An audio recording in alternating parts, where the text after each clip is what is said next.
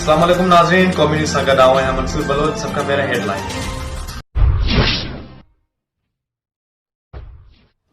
नाज़रीन, दादू खां फिदा हुसैन भवन जी रिपोर्ट जे मुताबिक़ ड्रिगबाला नई गाज जी ॿोॾ ऐं बरसात मुतासिरनि लाइ क़तर चैरिटी NGOs जे तरफ़ां यूसी ड्रिगबाला ऐं यूसी सावड़ो जे ॿोॾ मुतासिरनि ॻोठनि जे तक़रीबन 1000 ॿोॾ मुतासिरनि घराणनि में राशन कटा तक़सीम कया विया।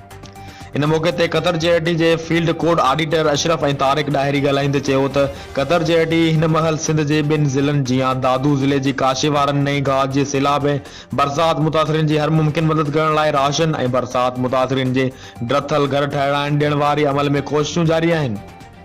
पहिरें मरहले में यूसी ड्रिगबाला ऐं सावड़ो जे ॿोॾ मुतासिरीन ॻोठनि में राशन फराहम करण सां गॾु कुझु माण्हुनि खे डैमेज थियल घर पिणु ठाराए ॾिना वेंदा ऐं असांजे NGOs जो मक़सदु हक़ीक़ी मुस्तहिक ग़रीब माण्हुनि जी ख़िदमत आहे।